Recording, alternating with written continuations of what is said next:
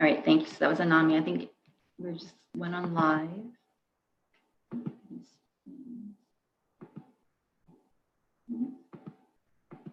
Wait. Okay.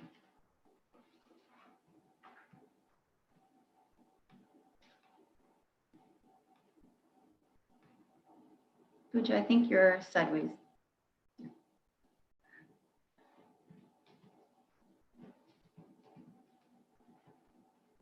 The way you had it before was more of a horizontal look. I mean, yeah, that's perfect.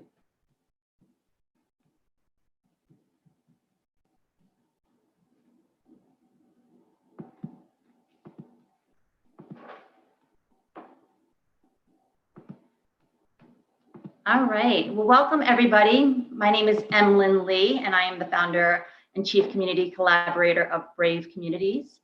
So Brave is an acronym for Building Relationships, Awareness, Voices, and Engagement. And we typically host monthly community conversations to bring the community together and to just build relationships. And I'm very, very excited about tonight's conversation. We are celebrating the Asian American and Pacific Islanders Heritage Month. And we are also partnered with the Act to Change, and this is their second annual AAPI's Day Against Hate and Bullying, which is in honor of Vincent Chin's birthday, who today would have been 65 years old. But I am very excited to be talking to my friends and colleagues and co-laborers here in Austin and the work that they do in Austin. So I'm just gonna kind of pass on the, I don't know if everyone has the same view as me, but I'm just do it alphabetically with Hugh right now. I think you might have to unmute yourself. Sorry. Okay, hi, my name is Hugh Lee, and thank you very much, Emlyn, for inviting me to this panel for my first time here. But I'm excited to share some of my thoughts and experiences with you all. So I have 2-3 minutes, right? So sure. Yeah, so I came to the US, gosh, long time ago, 1991. So it's been almost, what, 30 years, right? And as a undergraduate student. And so I came here to pursue my PhD in chemistry from Iowa State University. And there I met my future wife, CJ, and later, of course, we got married and formed a family. And I graduated in 1996 and head to Bay Area and I was involved in the semiconductor electronic materials for a very long time. And then after about 4 or 5 years, I moved from Bay Area to the East Coast and then stayed in the DC suburb area for the next 10, 12 years. All right, and moved to Austin about 6, 7 years ago. And have been involved in many of the high-tech activities here, first as a technology licensing specialist with UT Austin's Office of Technology Commercialization, and then went on and did quite a bit of my own stuff. And so these days, I'm more involved in the community services aspects of my life, and really involved with ACAN, Austin Chinese American Network. And this is a network that's formed about 3 years ago among the Chinese American communities here in Austin metro area. And I was very honored to be elected as the next president last month. And I think my term will start sometime in July or August. And I'm really, really honored to lead, ACAN for the next 2 years, because ACAN really, as you know, many of you guys know that ACAN has done a whole lot in this COVID-19 relief efforts. And, I'm most excited about the aspect that not only like a lot of our members, volunteers to provide PPEs and provide food to the community to help the community get through this crisis, but we also fired up the youth in our organization. And so youth from like high schools, middle schools, even as young as 5th graders. and they are involved in producing the face shields, for example, using 3D printing or handmade. And we have been donating these face shields to all the frontline workers and service workers, and it has been highlighted in Mayor Adler's Got a Minute cast every evening, and also featured in a CBS News piece back in early this month. And so, that's very nice to see these young kids really fired up to get involved in the community service. And recently, we also hosted a youth concert for the benefits of raising funds for Central Texas Food Bank. And last weekend, we actually raised $5,000, and we just delivered the check to Central Texas Food Bank. And that's good for 2,000 meals for the needy families. So, that part, it's all by the youth, for the youth, and the youth organized all this and wanted to do this fundraiser. And so that's very, very heartwarming to see the involvement of our young kids. And I was also telling Alice that some of the youth also want to be involved in the census program. So as they get out of school right now, I mean, finish their semesters right now, and they don't have a whole lot planned out in the summer. So it's a great time for these guys to continue to be involved in community affairs, community service, such as census. So I think I used my time. Thank you. That was great. Thank you so much. And I just realized, I think in last July, your wife CJ and we discovered so many similarities because I was born and raised in Silver Spring, Maryland. And when she said that you all lived in Maryland too, it was like even another connection to the Austin Asian League. So thank you and thank you all so much for what you're doing with ACAN. I love the multi-generational work that you are doing, all the community service work. I see in the chat, people are saying, how can they support ACAN? We'll put the link if Hugh, you might want to put a link into the chat board. To the audience members, if you have any questions throughout the panel, feel free to ask that. There's a Q&A section too on the bottom of the chat board, whether you're on your phone or on your laptop. You can ask questions there or also in the chat board. Thank you so much. And Lucas, thank you. Lucas, I would love to share your story. And congratulations, Lucas is going to be graduating next week. So I wanted to bring a voice of the soon-to-be graduate. Thank you. The only reason I'm here is because of nepotism. I'm actually Emlen's cousin, so totally unqualified.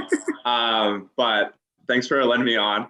I am Lucas Pasfield Lee, and for those that have really keen etymology skills, you can kind of dissect my last name into the Irish and the Chinese side. I'm Hapa, or half Asian, or there's a number of ways that people refer to it. But I grew up in the DC area as well, and I'm graduating this Saturday, and from the LBJ School of Public Affairs in Austin at UT. I'm studying global policy, but specifically migratory policy, and that's really where my heart is. And I'm going to be looking to work with refugees and migrants, mainly on protection work and making sure that when they go into camps or into transitional spaces that they have access to essential services.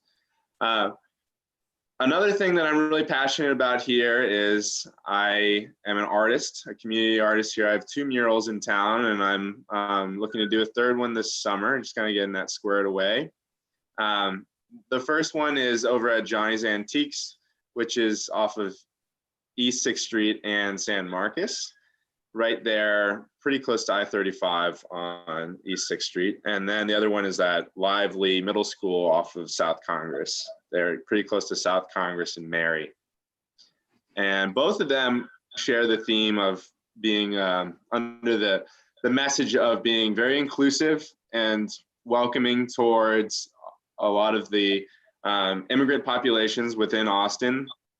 The first one is titled "We All Belong Here," and it goes out to not only the shop owners of Johnny's Antiques, which is one of the last remaining Black-owned businesses on East 6th Street, but also the other half of the mural goes out to a lot of the refugee newcomers that are arriving in this city. So to both those that have existed here and those that are just arriving, the idea that we all belong to and have access to sharing this space. And then the Lively Middle School, which is the second most diverse school in public school in Austin, encouraging their students to really spread their wings and that they have a limitless potential. So that is what I'm about, and I'm just happy to tune in and contribute wherever I can today, but I'm going to let the experts do the rest. Well, I think, but Lucas, you've been volunteering since you were what, 15 or 16, I think. And so I just wanted to like bring in a voice of a student, that even if you are a student, taking classes in your semester, what you've done in this, like your study abroads or your, gap breaks, and any other words of wisdom and suggestions for. That's true. I remember you going to Guatemala. Yeah, Emlyn sent me on my very first trip through her company to Guatemala, and I've been working abroad since then. I lived and worked in Haiti and Greece along the border there in the migrant camp, and the island of Lesbos in Turkey as well, in the Dominican Republic. And then I've been doing a lot of work in the Brownsville, Matamoros area as well. I also used to work at the Central Texas Food Bank. So thank you so much, Hugh, for sending that money along. They do really meaningful work. So that's a really important organization to be supporting as well. Absolutely. Thanks, Lucas. Linda? Hi. Wow, what a tough act to follow, both Lucas and Hugh, and all the great work that they do in the community. So I'm Linda Fan. I have been living in this wonderful city for almost a quarter of a century now. Just graduated from graduated from high school, came up here to go to UT and just stayed. And so my background and my story is really, I'm a refugee kid. I came over when I was 1 year old, when there was a mass exodus from Vietnam, and my parents were looking for freedom from oppression and a lot of,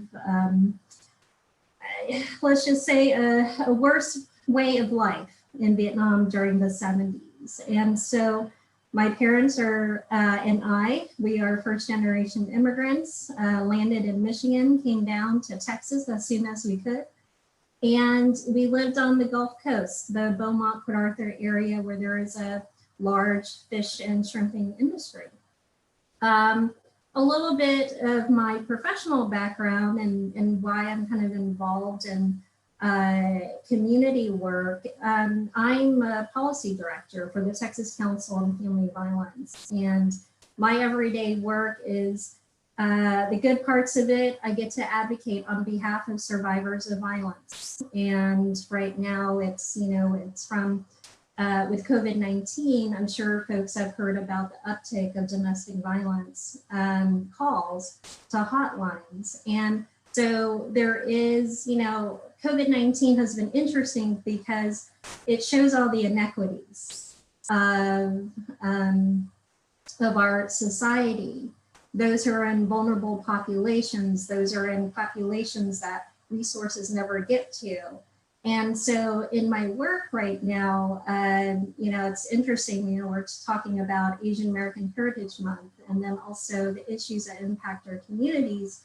A lot of these issues are much so in parallel to the inequities that I've seen in vulnerable communities that have problems in accessing services, right? And so right now, part of my job is negotiating on behalf of survivors within the CARES Act so that folks can get the appropriate resources and also assistance. Not only am I working on the federal level, I'm also working on a state level too, to make sure, that we have the most appropriate criminal justice responses for survivors. And this work in policy really stemmed from my work in the community. I was part of an amazing organization called Asian Family Support Services of Austin for 12 years, working with survivors. And again, you know, it's in that on the ground work that you can see what those disparities are, whether it's, you know, access in regards to language access, right? Or we have issues where the model minority myth kind of screws things up for a lot of communities.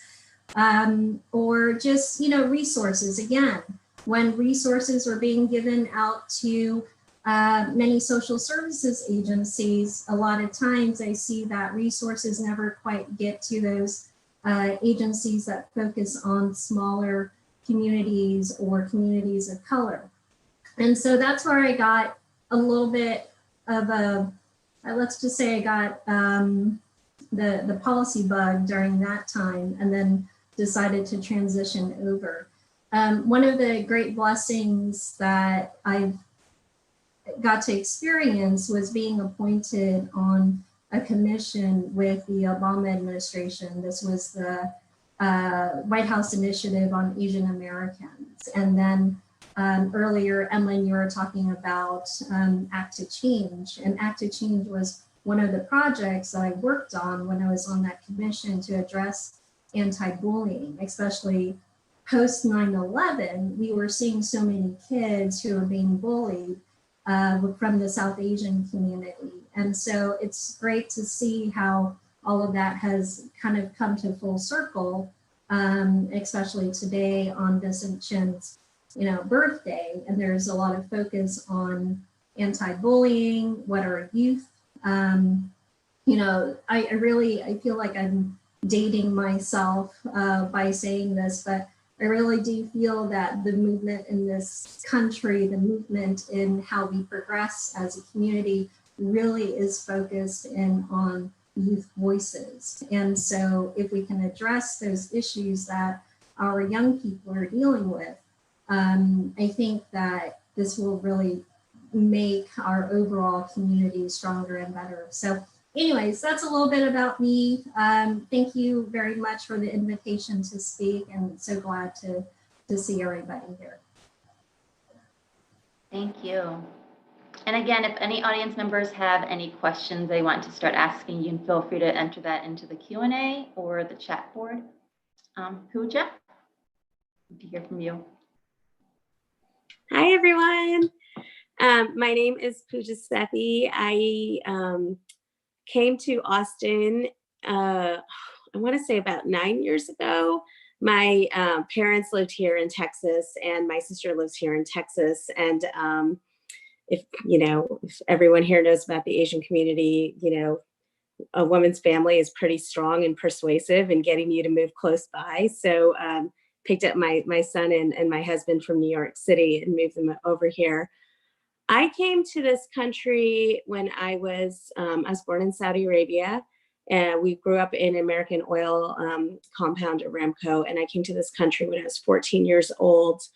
I have only, I would say until the age of 18 when I went to college in DC, I had actually not been around that many other Indians. I think I'd only been around a handful of Indians my entire life at that point. So it's just really interesting to come to George Washington, where they had these huge South Asian events and Bunga Blowout with like hundreds of people coming, and it was pretty shocking to me. And you know, it was just a very interesting, and that's when I kind of started to get to know my roots. But I always grew up with this dichotomy of like this South Asian life, you know, that I had, and then this, well, it's funny, it was for Caucasians, but for some reason we always said American. So it would be like I was either with my Indian friends in life or with my American friends. And you know, I realized when I had my son that it shouldn't be separate. We shouldn't have these two lives. And I think that we all feel that across the Asian community, that we have these two lives, this one where we celebrate culture and this one where we try to be part of mainstream. And so I moved to Austin and started South Asian Austin Moms. And a big part of that was to normalize Asian culture into every day. So I wanted people to talk about at school, like talk about, you know, Diwali or Chinese New Year's, just as much as they talk about Christmas and, you know, things like that. So I started that when I first moved to Austin, and we got a board of 10 women who got on, and they were all stay-at-home moms, and we built it up. And from there, I kind of left off to start my own immigration practice. And then in 2016, there was an election, and I just saw a lot happening in the community with the Muslim ban and what happened in 2016 and kind of the hate rhetoric that was being put around. Even for some of our kids, I would hear anecdotes here in Austin for some of our children at the schools. So it kind of made me want to get a lot more involved in the community. So I joined the Asian American Quality of Life and a few other organizations. And we just keep pushing for more translation and more equity in the community. So that's pretty much me. Thank you. Thank you. And last but not least, Alice.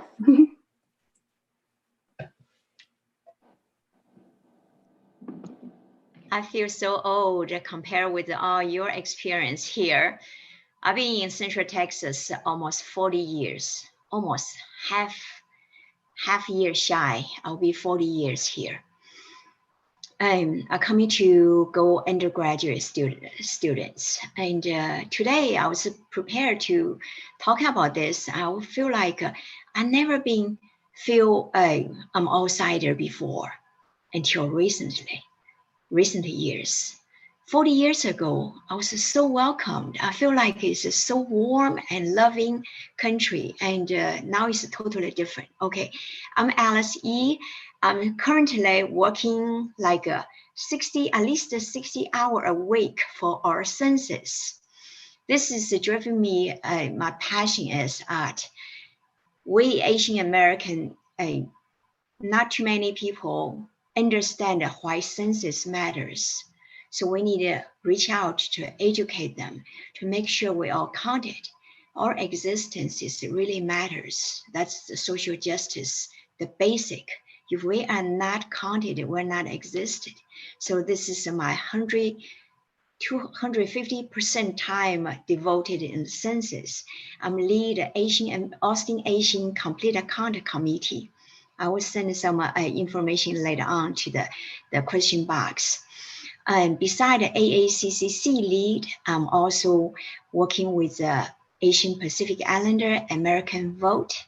This is another important issue. We need to be counted and we need to go vote. So I've been working with the APIA Vote for past 60 years to make sure our Asian American go to the ballot box to have our voice to be heard.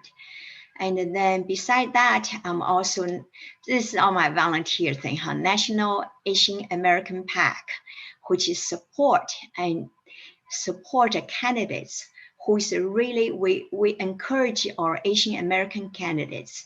But if we don't have enough Asian American candidates, we support the candidates, really pay attention to our value, stand beside us and is coalition with us, support us. This is what I do. And I also started with Papa Austin, Texas chapter, just like this banner for 7 years ago. Now, this is the reason I started get involved with the politics is because the representation matters to me. That started I was a state controller intern, 1982. I'm so old, huh? Since then, I started helping, back then was a state controller, Bob Bullock, help him campaigning, help him, he's kind of like my mentor. So gradually involved with the political campaign involvement, fundraising and outreach. This is started from 89, 90 and until now. and more important. I feel like right now, our voice more important, our existence more important. Of course, Asian American growing so rapidly, but if we don't get involved, we still being pushed out. We still become a scapegoat whenever have this tragedy happens. Just like Vincent Chin, 80s, auto industry has tragedy,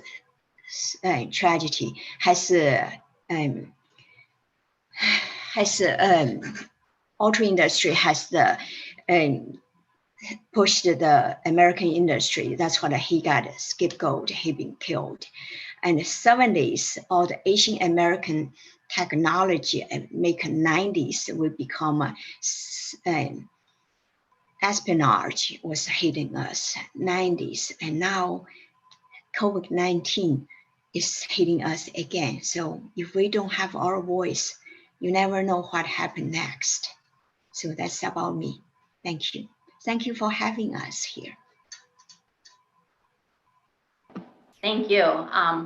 And Alice, you just shared a great transition point of the history behind, you know, I don't know if people had a chance to watch the wonderful docuseries that was the PBS Asian Americans that just came on last week. And if you have not watched it, I highly recommend that you are able to live stream it on PBS. So you can just go onto PBS's website or download their app, and you can watch any of the 5 docuseries. It's, I believe, 2 hours, the first 2 episodes, and then 1 hour, the 4th and 5th episode.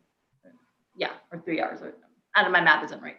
But anyways, so it was such an amazing documentary for me. I'm second generation Chinese American, and to learn the history that I never learned in my public school system. You know, I was born and raised in Maryland and went to a public school system there.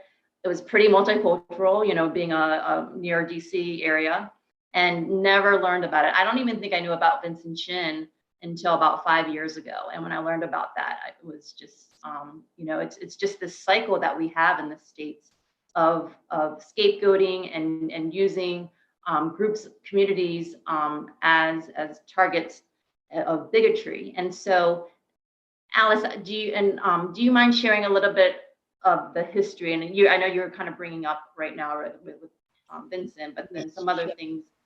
Sure. This is a long history, long history. Since 1900, let's just start saying from Chinese railroad construction, which is started 1863 until connected at Utah, 1869. So many Chinese railroad workers died, lost their life to build America. So this can tell you, we contribute to the country. We bring our value, we bring our culture, we bring our society together. So this is started in 1969 when May the 10th, the railroad construction ended in the Utah. But in the great history picture, not even one Chinese workers is in that picture. We are not on the table. So after that, 1882, famous Chinese Exclusion Act from our Congress, and really, this is the law passed, really racial and discriminated from the one race, that's the Chinese. But later on, there's another race, Indian American was barred from become a citizen also. So Asian American always a scapegoat. And I was just thinking about, sad thing is 1900, the Angel Island was a separate families from China coming to United States Even a wife is a citizen, her husband is a citizen, but her husband passed away, but she are not allowed to come into United States with her 4 children. So she was kept in the Agile Island.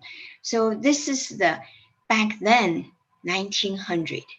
And think about now, 2020, we still have children separation, family separation on our border.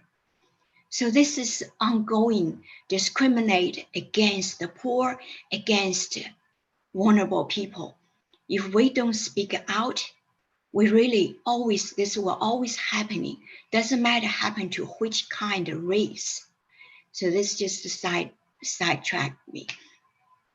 And from also 1871, if anybody want to Google it, Chinese massacre in LA.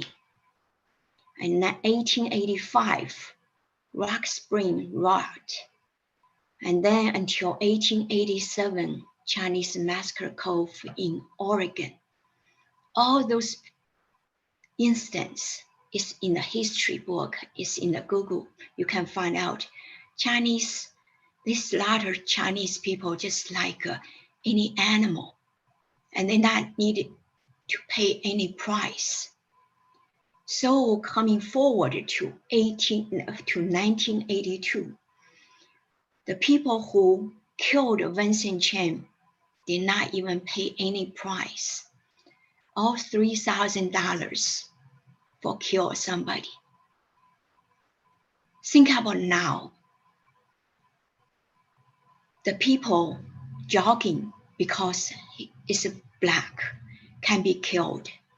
Somebody sitting in her home can be killed. All those people are in color. And I was just thinking about it, maybe just my thoughts. Look at those people in Michigan state capitol with the guns, with all kind of guns and piled up. If they are the people with the color, what is the outcome? But this is a white people. They can carry guns. They can pile up in state capitol. There's no consequences for them. So the social justice, equality is really connected to social justice. That's why I feel like if we don't speak out, we don't stand up to what is right, if we don't tell the truth, this country is going to go down to the 50s, 1950s. And when we have to fight for equal right, human right, fight for the voters' right. So we're not too far from there. So we need to really give us alarming wake-up call. We need to first be counted, and then we need to speak out. How? We need to go vote. And we need to also keep unity with all the people in color to our African-American brothers, sisters, made our voting rights, lost life, lost blood for that battle of 1965.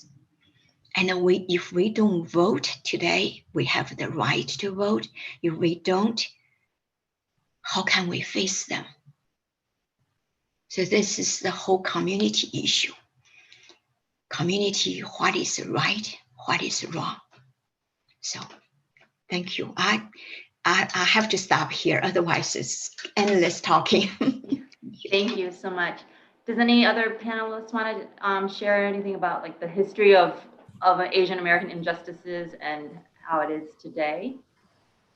Thank you so much, Alice. I think you made a really important point, Alice, is that our civil rights as Asian Americans really is on the backs of African Americans, and we are beneficiaries.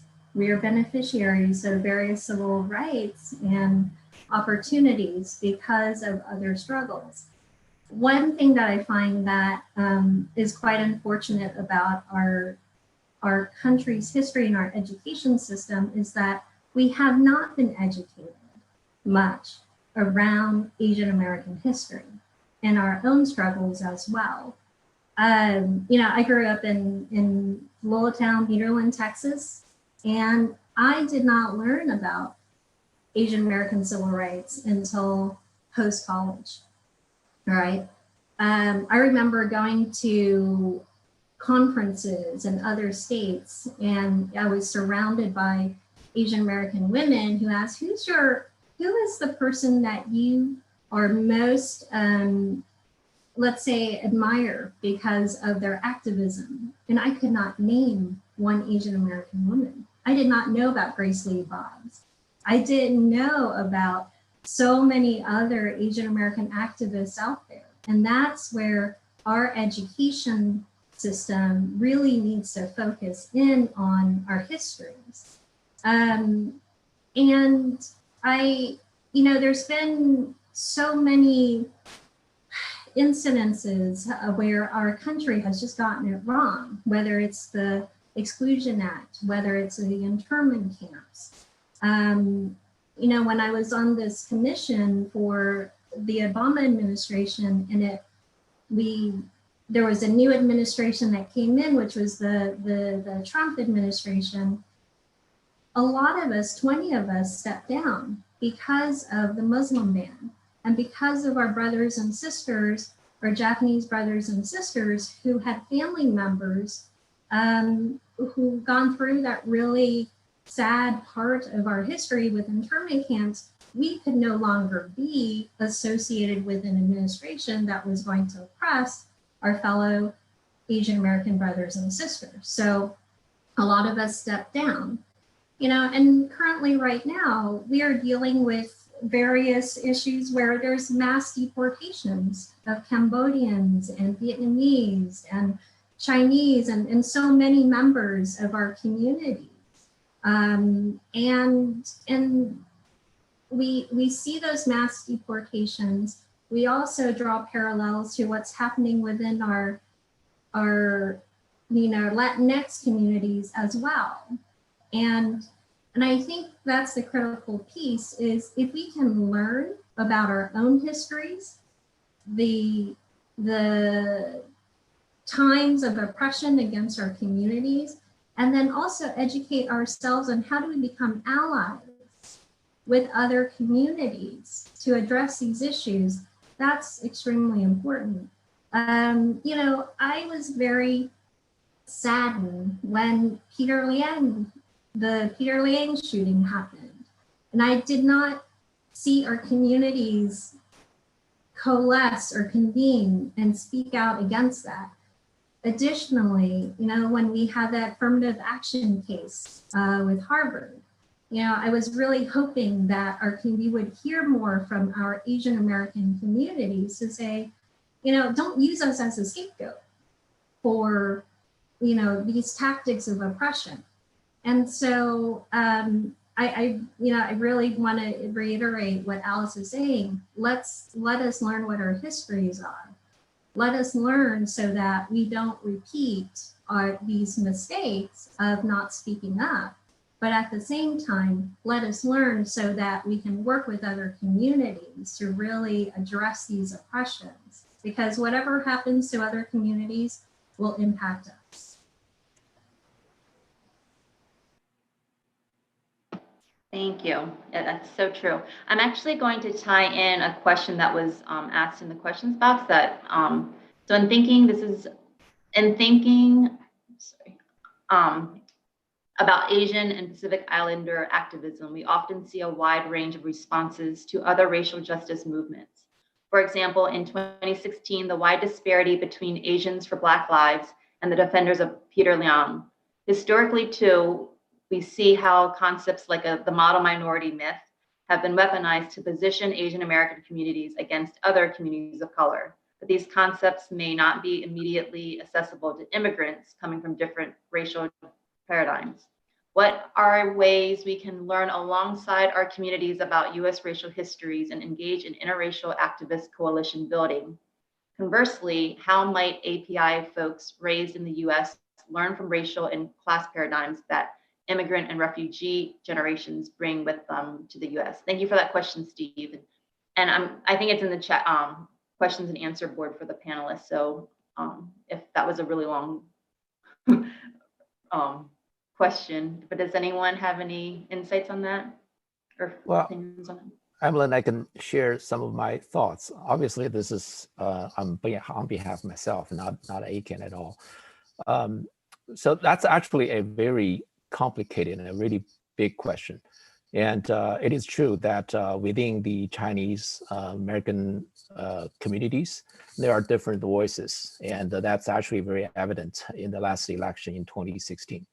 And I personally experienced that. And there's discussion as well that how as minorities, right, part of the minorities, how we're going to align ourselves with other minorities, other people of color, and even within the Asian American communities ourselves. How are we going to be able to align with Korean Americans, Japanese Americans, Vietnamese Americans, right? There's a lot of a history in all these different ethnic groups, even in Asia.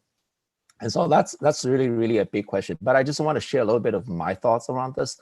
And I think, I came to the US in 1991, and I didn't learn about the civil rights movements until many years later. And probably I got a better understanding when I was actually helping my son going through his high school history, American history courses.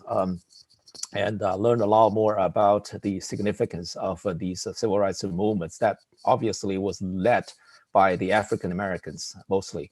And I want to say that I was listening to a panel discussion right before the PBS series. This is organized I think in California, and they invited among all the Asian American panelists, they also invited a gentleman who is an African American. And what he said in that panel was really, I think it really struck a chord with me, that people of colors really needs to unite, really needs to stand together and really call each other brothers and sisters in this fight of injustice and a lot of the inequalities that Alice was mentioning. And you can see all this injustice, right? I mean, just a few days ago, we are now made aware of this shooting, right, in Georgia, Ahmaud Arbery, and actually it is obviously a very sad tragedy, and there's a lot of racial issues in there that I'm keeping a very close eye on, and this is the type of things that really I think as any I think any decent human being would be able to stand out and say, this is not right, right? You can't have a black man just running down the street for whatever the reason, he gets stopped and he gets killed. And it's just not right. And this is the way I see it, right? And so I actually encouraged my son to run a couple of days later for 2.23 miles to commemorate, Ahmaud's birthday. So, from my personal standpoint, I think it's really important for us to be really standing together with the other ethnic groups and other people of color on these things. This is a little bit about ACAN's work. Now, ACAN, in this COVID-19 relief work, there's a big part that is to ACAN is to supply food and hot meals to the underprivileged populations, the homeless shelters, the youth centers, and low-income children's.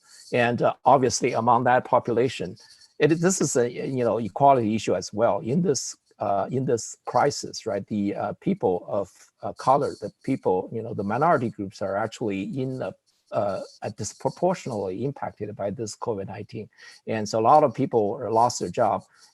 But you know, a lot of people actually lose their life as well. And it is all with the media that the minority groups actually get hit hard in this COVID-19 crisis.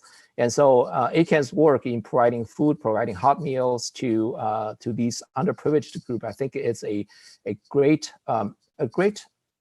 way to show that we are in this together, and we want to help our brothers and sisters to get through this very, very difficult time. And so from that standpoint, also the work that our youth did for Central Texas Food Bank, right? And the Texas Food Bank obviously is distributing, you know, thousands and thousands of meals almost every day, and probably also disproportionately to a lot of the minority groups disproportionately impacted. So these are all very good ways for the Chinese American community to show that that we're in this together, and we want to help the community to get through all this. And I think back to what Alice was saying, that about all these civil rights, about voting rights issues, I think it's also very important to stress that in this, you know, in this new reality, you know, it's everything is going to be impacted by this COVID-19 crisis, right? And you are already seeing that, right? About you know, fighting in Wisconsin, fighting in California, about you know, polling stations, as well as the mail from home ballots, and those kind of issues. And think, you know, it's as we get closer to November, the general election, there's going to be a lot of these issues surfacing. And think for the minority groups to really stand together and actually really voice our concerns and our support for the things that's stands for equal rights, stands for fairness. I think it's really, really important.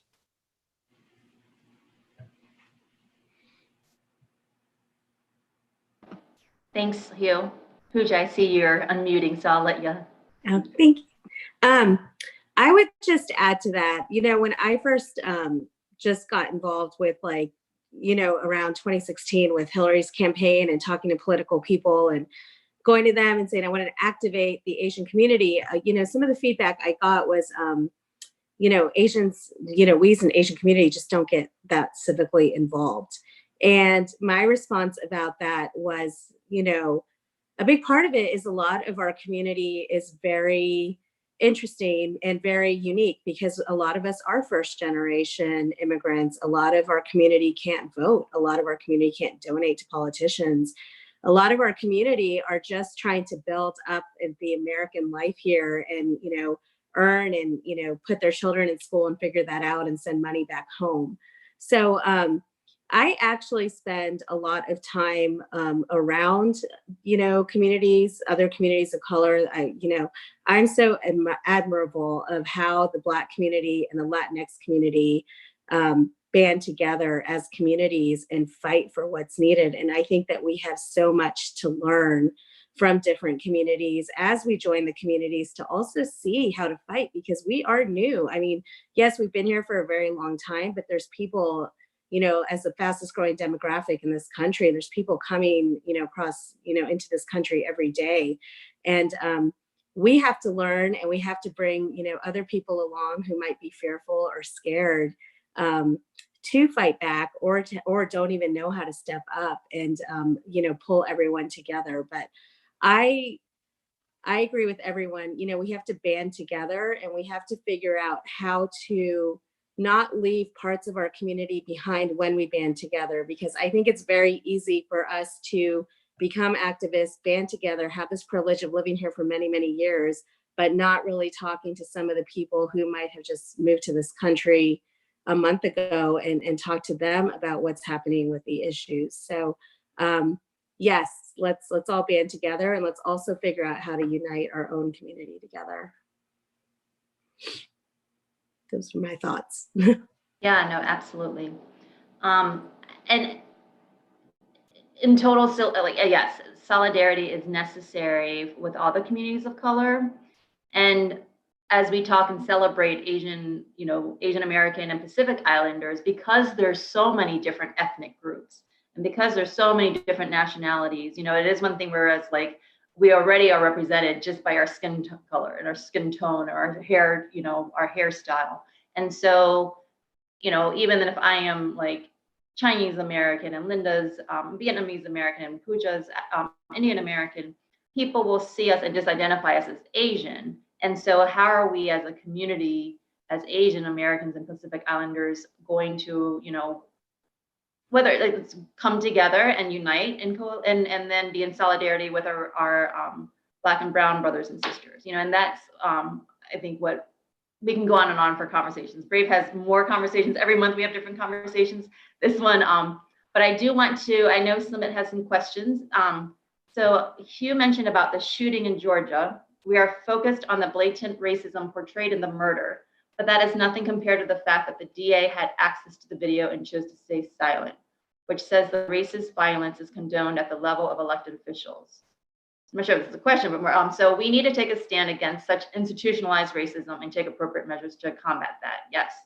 And I think he was talking about racial discrimination happens most frequently on a minority, which I'm not a big fan of a minority, because actually we are a global majority of all the communities of color. It's just that we've been defined that by the majority culture. So I'll just say, when the minority is without political power, the Indian American Coalition of Texas was created to promote, educate, and empower Indian Americans to participate in civic and political activities. How do we make sure that more such efforts are created among other Asian American communities so that we can together better control our destiny? Thank you for that question, because that kind of talks about how, as so many different ethnic and ethnic groups in the Asian community, especially in the greater Austin area, how can we connect together to then be able to create a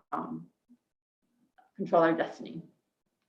Sure. Let me answer that.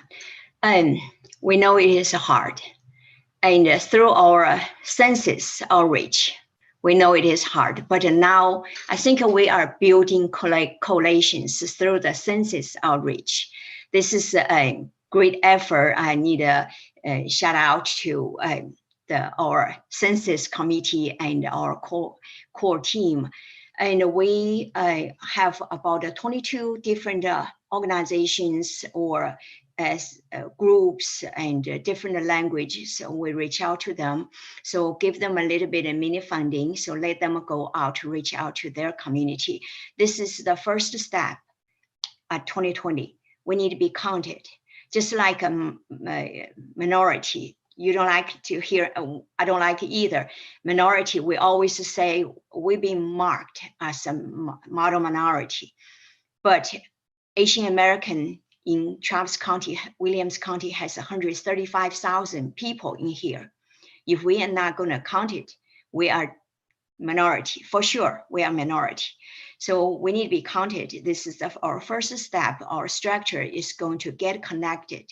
Then our census project going to be ended at August or September. Then we're going to switch the gear to become a GOTV effort. So we want all this community still keep connected, still doing outreach to get out a vote, to register vote, to get out a vote. If we don't speak, we always become scapegoat, no matter what else the pandemic coming. You never know. So we need to be aware of this.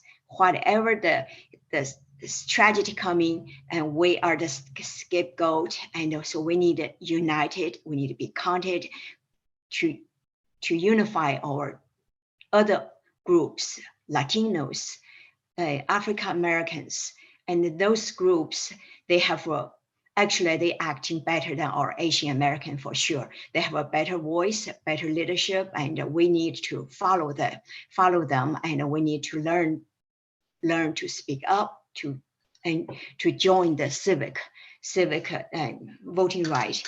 Also, there's another important thing I have to throw up here. If we not get counted, our gerrymandering, our representation, political power is all going to be damaged. So we need to make sure not only the money, the power is important too. Sorry, I talked too much. So Pooja, pass on to Pooja.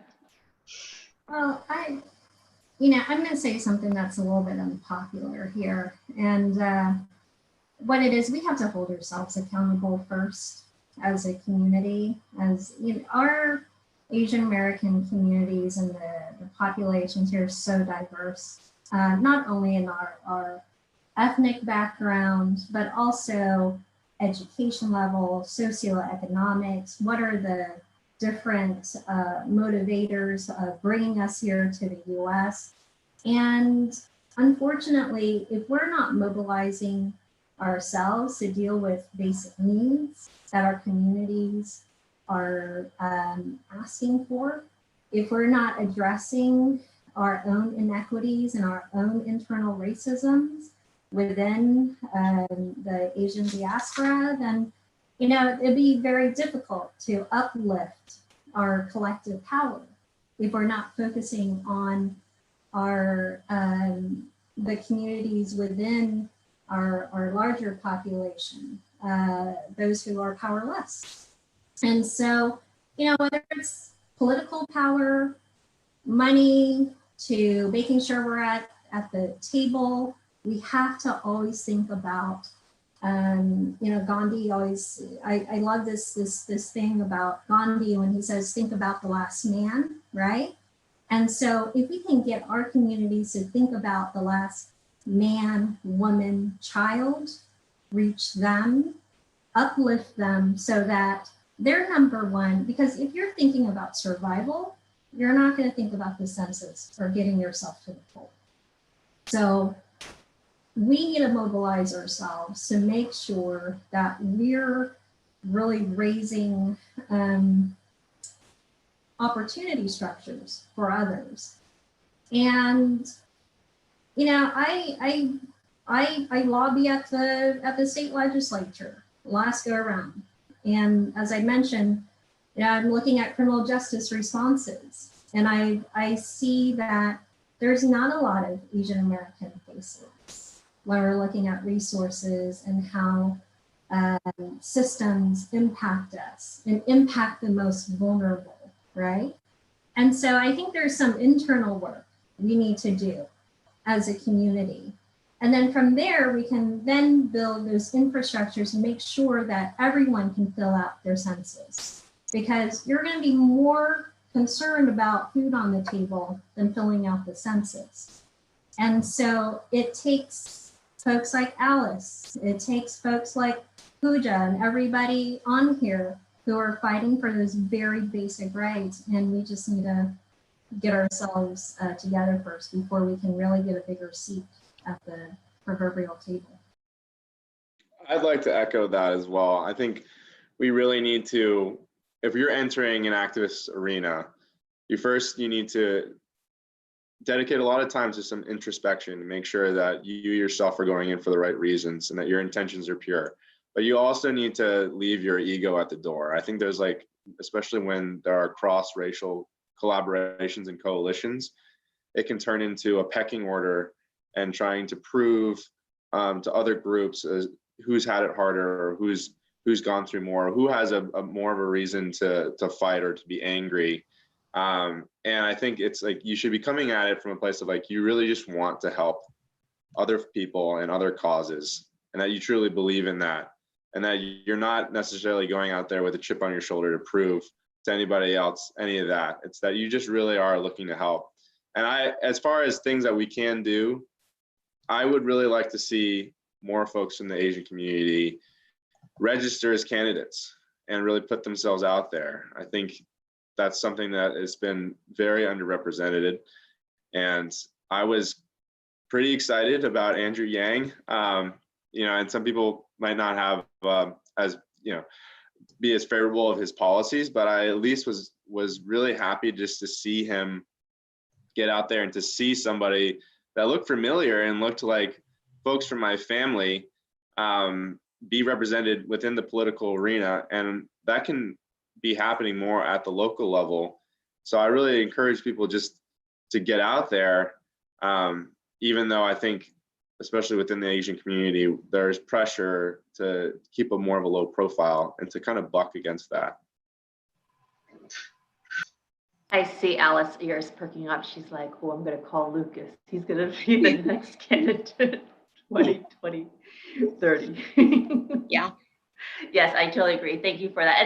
And to tie with that, right? So if there's lack of representation in our leadership of politics, right? What creates our culture is also media. And so it's not until recently, right, that, I mean, through Netflix, are we able to see a little bit more independent, more diverse shows and comedy comedy shows, and it's such a nice experience because I'm going to date myself. You know, I grew up in the 70s and 80s, and so that was the era of color blindness. And so when the only Asian representation that we had on whether it's a TV show or a movie, you know, I was a huge John Hughes fan, and so the only Asian representation was like Long Duck Dong, and it was like the things that we would have. It'd either be the Asian women would be like prostitutes or a waitress,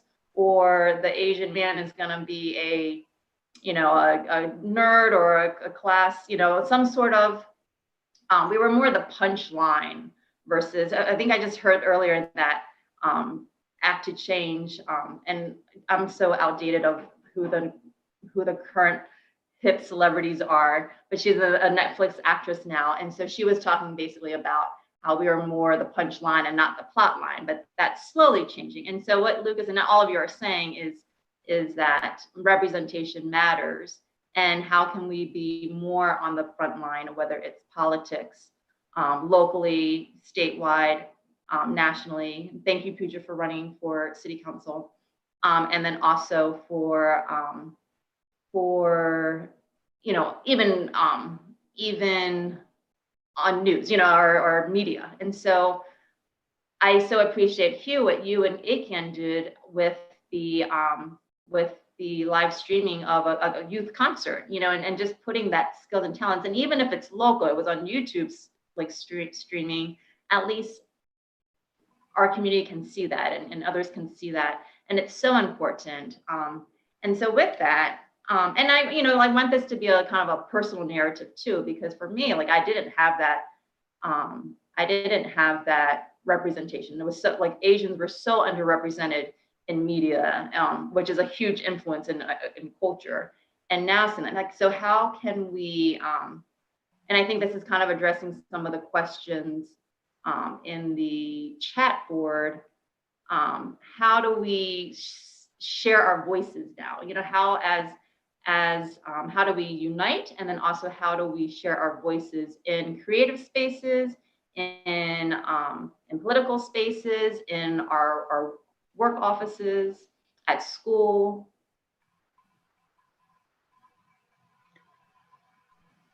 I can start. Okay, go ahead. Oh, sorry. Well, I know this sounds a little obvious, but we just have to do it. I mean, it was really very, very, very difficult for me when I first started getting involved, because there was nobody who looked like me that was in any of the rooms. I often felt very unwelcome, and I felt, I don't know if it was true or not, but I would walk in the room and everyone would already know each other. And I was the only one there who didn't know anyone. And then I didn't grow up with role models who taught me how to be part of the political world, or taught me how to be in these rooms of networking or leadership rooms or policymaking rooms. Because my father, you know, first generation engineer, he kept his head down and, you know, wanted to raise us in a very, what he considered safe, you know, to be doctors and lawyers and never push boundaries.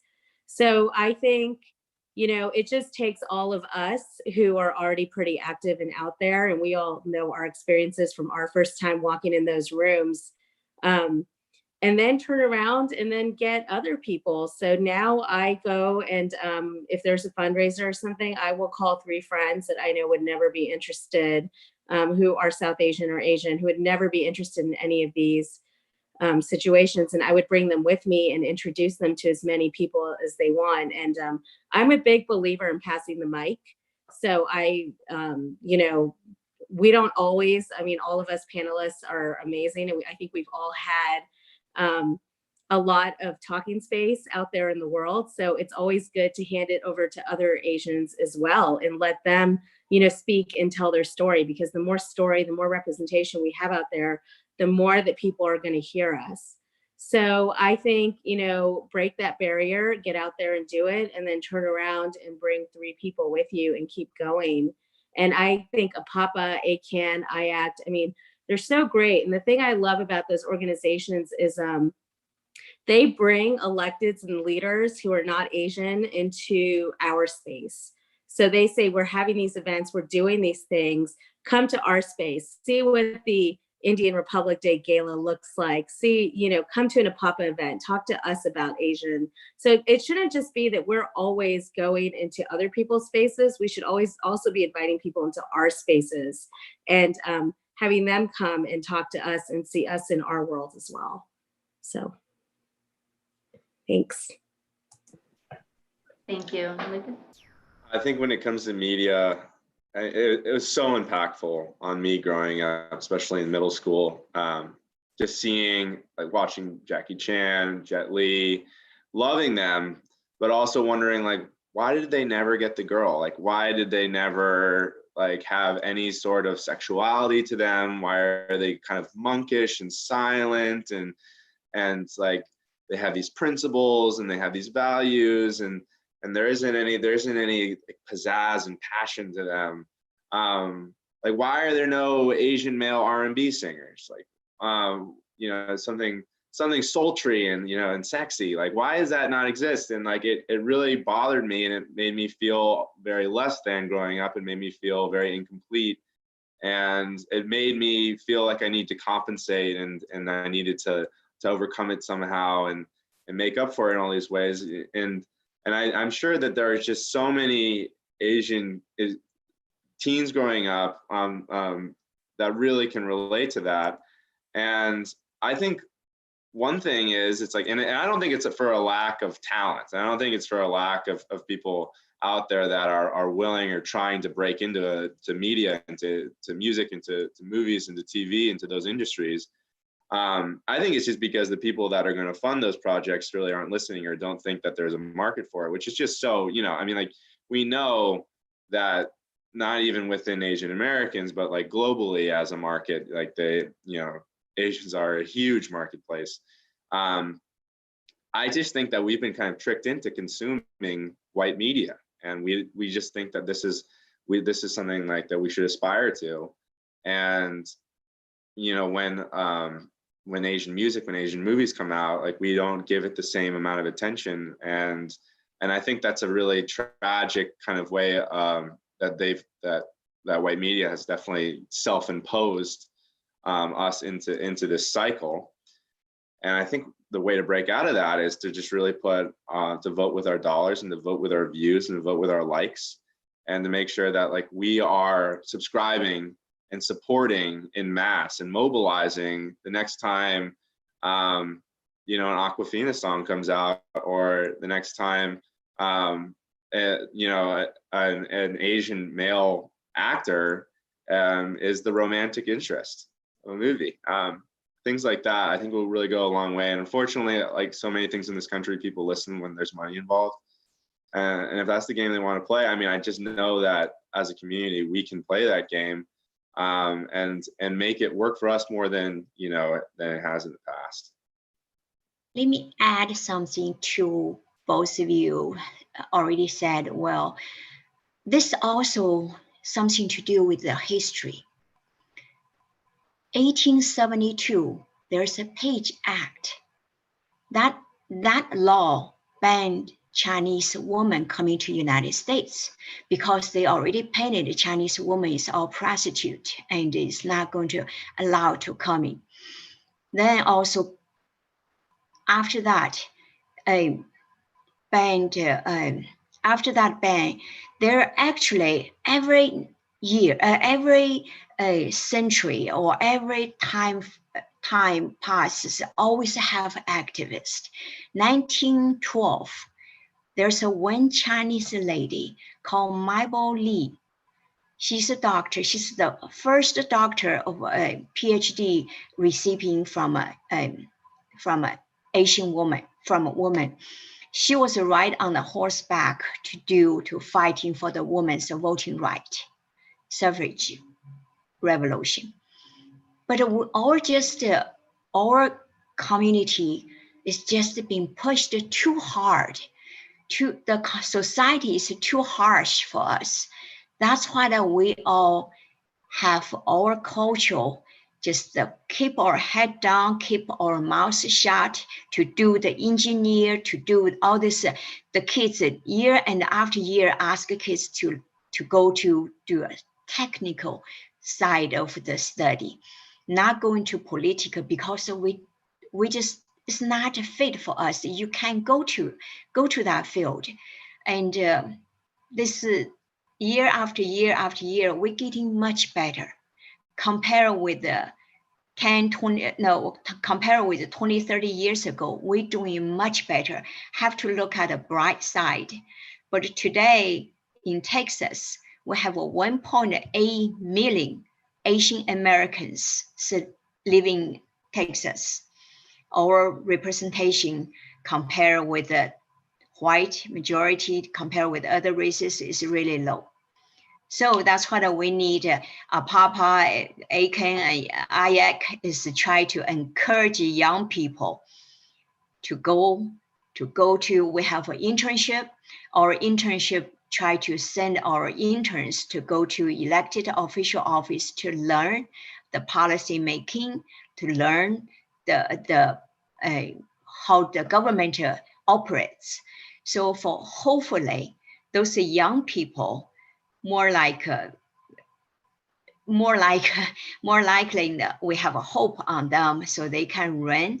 And I'm so glad equal to Lucas about Andrew Yang. I'm so glad to see Andrew Yang went to so far and just bring a whole different generation excited, anxious and excited to feel like that's what we can do too. That's what Andrew Yang said original 2 years ago. He said, I just want to show the world I am American. I can do whatever other American can do also. So we need to have that confidence for youth, have our old generation to push the young people go ahead. So that's why I am so busy to helping campaigning, help people to push people to the front. We are old, but we have a new generation coming. I have a hope. I hope everything will change. I'm going to just kind of speak quickly to representation, whether it's in media, film, music, or within the political space. It's not just representation that you see multiple faces and ethnicities, right? I think when we're talking about representation, we have to be extremely careful and force the issue that we all have very diverse narratives. We're not one-dimensional. And when I grew up, man, when I saw Mulan, I was like, whoa, there is an Asian character, but she's a cartoon character and she does Kung Fu, martial arts. That was the only representation that I saw and remember growing up. But that's something that I think that is so critical. That type of representation is the translation or the one-dimensional perspective of the dominant culture putting upon us. So I love these days now where I can just like turn on Netflix and watch an Asian American character talk about issues of sex and politics and, general society, things that don't put us in a box. And that to me is representation. So even in the political sphere, right? I think wonderful that we're seeing folks who are running for office, but they have multiple layered political beliefs, policy stances, all of that. And so we've got to have diversity both on both sides of the aisles, Democrat and Republicans, because that would be truly representation when you're not considered as one-dimensional. So. Yeah, actually, sorry, Evelyn. I'd like to share a little bit about my perspective as far as Chinese American goes. Right, there's I echo what Lucas was saying. There is these negative stigma placed upon the Chinese Americans, particularly the younger generations as well. That Asian kids are like more into STEM. They want to grow up to be engineers or doctors or lawyers, and none of them wants to get into civil service or any of the arts and the humanity side of all these careers. So from the career standpoint, there's these very widespread stigma placed upon the Chinese American kids, and it's unfortunate. But I think that gradually the situation is improving, as the other panelists are mentioning, that through different channels of Netflix and people are getting exposed to multi culture. And from actually ACAN standpoint, I like to talk about the stuff that's happening in the trench. I mean, there's all other representation issues in the higher places that's unequal and all that stuff. But the things that we can do in our communities is CJ and I, my wife, we discussed quite a bit about that. Right, we want to fire up the Chinese American communities, parents, to get more involved in school, like PTAs, like community issues, right? Get really involved in there, because that's really bread and breakfast, that kind of issues, right? I mean, it's your daughter's education, it's a community welfare, traffic, whatever, right? It's really close to home. And so these are the type of things that we really want to encourage Chinese Americans, the community, to really get more involved, get more voice heard. And I'm very encouraged to see that there are more and more of these activities, these participations among the Chinese American communities. And I think it's great, and the trend is really good. And maybe Andrew Yan's candidacy also really helps to fire up a lot of these awareness and this willingness to really get involved in politics, in having our voice heard, both locally, statewide, and nationwide, right? And within ACAN, we also want to kind of fundamentally try to encourage our students to really get more involved in the communities, in service, in volunteering. So we're seeing a lot of that, and particularly during this COVID-19 pandemic, and we're seeing more involvement, more kids really involved in making the food, delivering the food, making face shields, right? Including organized concerts for Central Texas Food Bank. So we're seeing all these more and more involvement from our youth, from the community. I think that's great. And also to encourage like high school students to really pursue what they love, not necessarily STEM, right? And to pursue humanities, to pursue the liberal arts subjects. And ACAN is also going to set up scholarships, particularly for that categories, for encouraging students to really pursue career in, say, social service, right? And other humanities. And I think that's Angela Chen's idea. Angela Chen is one of the founders of ACAN. I think she has been, and still is the soul of ACAN. And I really support her in this endeavor. That is to, do things from what we can control, within our communities, within our Chinese communities.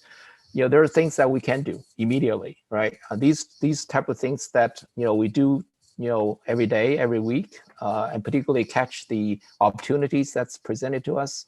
I don't want to say, this is a good opportunity for, COVID-19 sounds bad, but it is really a crisis that, we can really fundamentally change a lot of the stigma and a lot of the, the fixations that's placed upon the Chinese Americans. But of course, we have to start from ourselves. So we want to go out there. We want to do it, and we also want to make sure that what we do is broadcasted out as well, known by other people.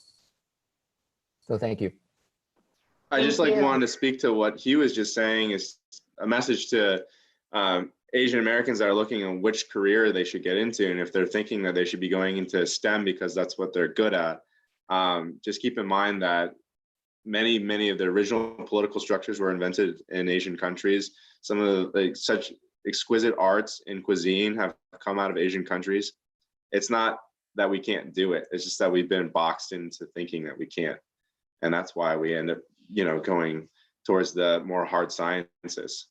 The arts, are born out of so many different Asian communities. Thank you for that. I just want to be on our time. I know there's a couple more questions on the chat board as well as the Q&A. I'm going to try to combine them. This is a great question. So what suggestions do you have for the Asian American, and Pacific Islander communities who may align with the dominant perspectives of whiteness or Americanness around the ideologies of individualism and meritocracy, which often have unintended consequences around solidarity?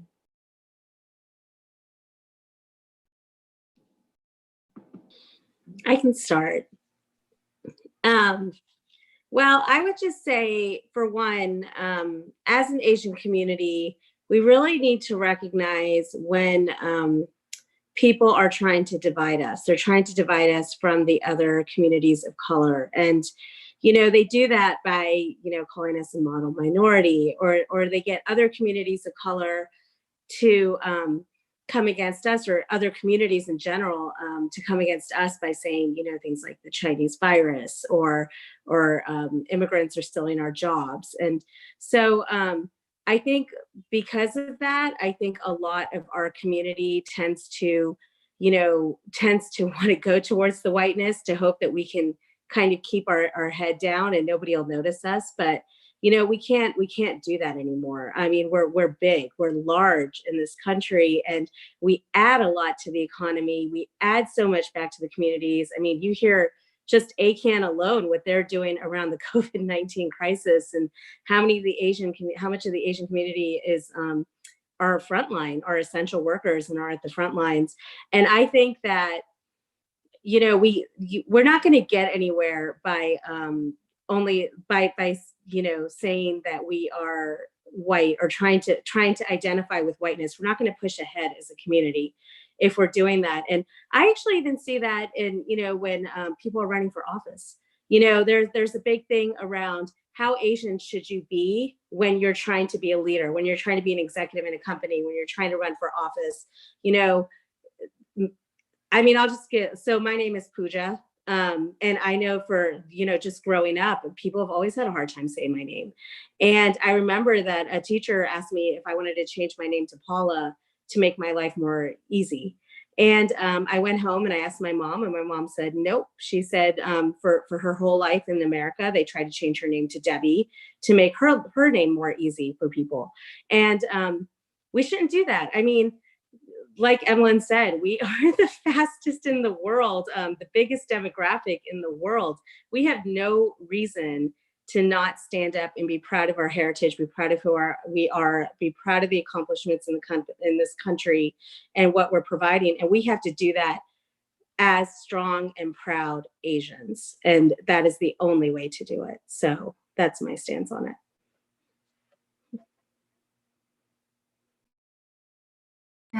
I agree with Pooja. I think as a society, we need to redefine what America is, what it means to be American. Our communities, we struggle with internalizing the model minority myth, right? We also, a lot of us have passed within this sense of whiteness so that we can advance, because there is this sense or this thought, at least the one that I grew up with, is if you can acclimate and acculturate yourself quickly, then you shall be successful in this country. right? Then you're considered American. But that's not a message I heard outside of my family. That's a message of survival I heard within my family. And so we really need to push back on what does American really mean? Because, you know, American, there's this whole sense of Asians already being part of this other community. And we need to embrace, like, you know what, American can mean someone who does not speak English, who may not have documents, but who share the very same fabric of working hard and trying to make a future for themselves and embracing where they come from. So if we can change that perspective on what does it mean to be an American, then we can then address this whole issue around the model minority myth and how do we make sure like we don't fall into the traps of, you know, making ourselves more white or be more in, I don't know, I guess, you know, trying to pass in the society. I completely agree. And to kind of speak to that and the whole model minority myth, like one thing that really snapped me out of that and really exposed the lie that it is the Ozawas versus the United States 1922 Supreme Court case where a Japanese born man who had been living in the United States for 20 years was trying to become a naturalized citizen on the grounds of the 1906 Naturalization Act that allows, in quotes, free white persons and persons of African descent to become naturalized citizens, but the court deemed that he was neither, and he was actually appealing on the grounds that being Japanese was a form of being white, and was denied that and was rejected citizenship and was deported because it was in this time that the Supreme Court officially decided that to be Asian is not to be white. And just because you've been living and working in this country for 20 years, it doesn't matter. And so we can trick ourselves into thinking that if we play by these rules, if we tiptoe around this, if we compromise who we are, that it'll be easier and that our chances of survival will be greater. And that eventually maybe one day we'll be accepted, or we'll be one of them and we'll be in the club. But that's just not going to happen. And especially the ones that really care, the folks especially within the white community that really keep track of these things and are really focusing on delineating by race, it's never going to happen. So to just give up and just really be, accept ourselves and be comfortable with who we are and what we can bring. Great, thank you so much. Oh, there's so many good questions and comments on these chat boards. If we did not get to you, I just want to honor, especially the panelists' time, to your questions. What we do on Brave, we'll do a follow-up newsletter. And so if you don't mind, we will be using we'll put your names that registered onto our newsletter, and we will try to answer any of these questions that were not addressed. And I do want to let you know that Brave hosts monthly community conversations. It's so different now that it's virtually versus in person, but I like it because I'm wearing shorts right now. But then at the same time, we'll have more conversations about social issues, and we're very intentional of trying to get diverse voices. So representation matters. It's a big core of Brave communities, and really addressing social and racial justice issues, so that we have voices from the Asian community, and of that's so many different ethnic groups, the Black and Latinx community. So our last question that we always ask, because Brave is building relationships, awareness, voices, and engagement. If the panelists just want to share like one or two advices of how to make ATX Brave, we'll end it there, and then we'll answer any questions that we did not have on a newsletter. Thank you.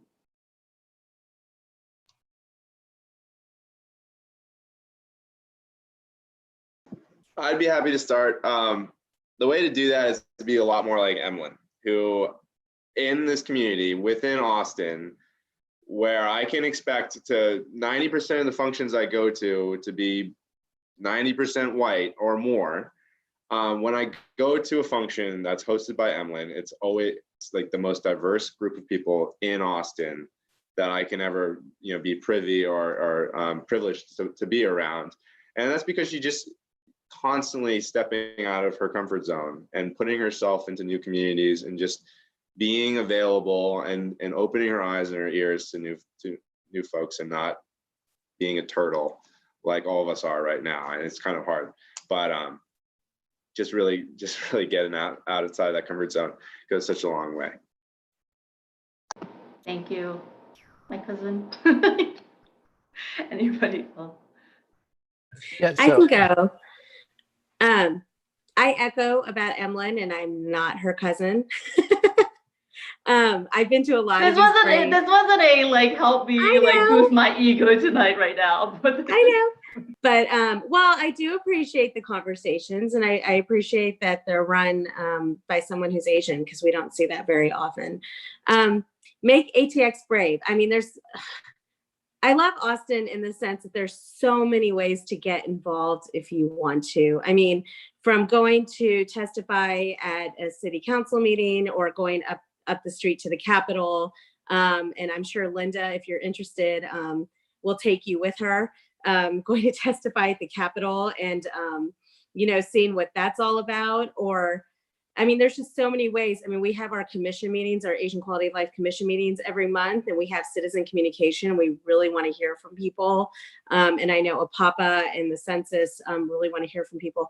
I think it's just, Make ATX Brave is just stepping out of your comfort zone and finding someone to go with, or going there yourself, and bringing a friend with you and just doing it. And there are those of us who have kind of broken that ground already, and I'm sure that every one of the panelists here will happily speak to anybody about any situation that you want to step into and try to help as much as we can.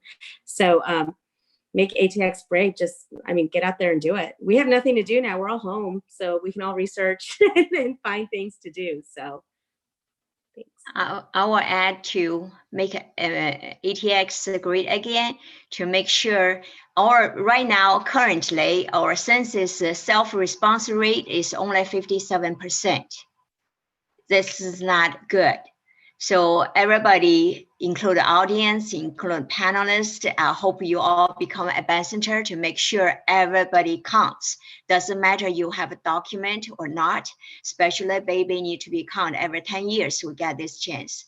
And then after that, 63% Asian Austin people vote, which is not good either. So we need your voice, we need your vote. Thank you. I'll join the Emlyn Love Fest. Thank you for putting this together. I agree with everybody. Vote, fill out the census, be active. But first of all, for me, I'm keeping things simple these days. Get to know your neighbors. Get to know what motivates them, keeps them up at night, what their worries are. And all of that will be the foundation to whatever activism you want to take on. So take the time to care for others and in service. all right, I'm glad to be the last one to wrap this up, hopefully.